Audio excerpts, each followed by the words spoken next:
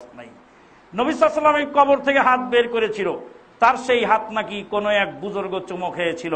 তাদের প্রশ্ন, এটা শরীয়তের সাথে সাংঘর্ষিক কোথায়? রাসূলুল্লাহ সাল্লাল্লাহু আলাইহি ওয়াসাল্লাম কবর থেকে হাত বের করেছিলেন, আর কোন বুজুর্গ চুমু খেয়েছিল, আর কত লক্ষ বুজুর্গ সেটা দেখেও ছিল। কিতাবে লেখা আছে 90 লাখ মানুষ মক্কার ওই রাসূলুল্লাহ সাল্লাল্লাহু আলাইহি ওয়াসাল্লামের কবরের পারে ধারণ করা সম্ভব? 90 লাখ মানুষ কি ওখানে ধারণ করা সম্ভব? রাসূলুল্লাহ সাল্লাল্লাহু আলাইহি ওয়াসাল্লামের লাশ যখন রেখে ওমর ফারুক রাদিয়াল্লাহু তাআলা উলঙ্গ তলোয়ার নিয়ে যাচ্ছিলেন আর বলছিলেন, যে বলবে আল্লাহর নবী মারা গেছে তাকে আমি হত্যা করব, সেই সময় আল্লাহ রাসূল হাত বের করে দিলেন, রে বাবা থাম, মারামারি করিস না। সুবহানাল্লাহ, সুবহানাল্লাহ, সুবহানাল্লাহ, সুবহানাল্লাহ। আরো আশ্চর্য হয়ে গেলাম, ইন্টারনেটে সেদিন এক দাগাবাজের বক্তৃতা শুনছিলাম। দাগাবাজ বলছেন আল্লাহর নবী কথা বলছেন। কিভাবে কথা বলছেন?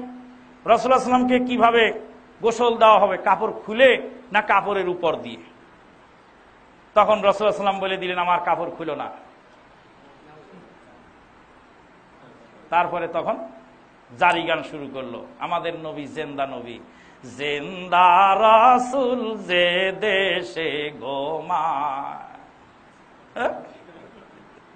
জেন্দা রাসূল যে দেশে ঘুমায়, আমার রাসূল জেন্দা। বলে দিলেন যে আমার কাপড় খুলে গোসল দেওয়া চলবে না। এটা হাদিস দ্বারা প্রমাণিত নয়। তার খোলেন দেখেন, ওখানে বলা হচ্ছে সাহাবায়ে কেরামগণ নিজেরা ইখতিলাফ করতে লাগলেন, রাসূলুল্লাহ সাল্লাল্লাহু আলাইহি ওয়াসাল্লামের জামা খুলে রেখে খালি গায়ে ওনাকে গোসল করানো হবে না জামার উপরে পানি ঢালা হবে। কেউ বললেন আল্লাহ রাসূল সাল্লাল্লাহু আলাইহি ওয়াসাল্লামের সম্মানার্থে জামা খোলা যাবে না, জামার উপরে পানি ঢেলে গোসল করিয়ে। আর কেউ বলছেন না, জামা খুলে নিয়ে দেহ মুবারক বের করে তারপরে আমরা তাকে গোসল করাবো। সাহাবীদের মধ্যে ইখতিলাফ হয়ে গেল। হাদিসে আসতে সাথে সাথে তাদের তন্দ্রা এসে গেল, সবাই ঘুমিয়ে পড়ল। রাসূল সাল্লাল্লাহু আলাইহি ওয়াসাল্লামের লাশ সাথে সামনে নিয়ে সবাই ঘুমাচ্ছেন। ঘুমাতে ঘুমাতে ঘরের কোণা থেকে গায়েবী আওয়াজ আসলো, আলা লা তাজাররাদু মিন সিয়াবে রাসূলিল্লাহ সাল্লাল্লাহু আলাইহি ওয়াসাল্লাম, খবরদার আল্লাহ রাসূলের গায়ের কাপড় তোমরা খুলো না।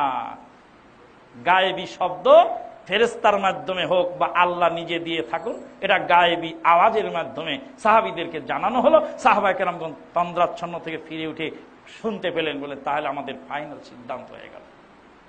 এখন ওই হাদিসটা নিয়ে যায় বলছেন রাসূলুল্লাহ সাল্লাল্লাহু আলাইহি ওয়াসাল্লাম নিজে বলেছিলেন। নাউযুবিল্লাহি মিন যালিক।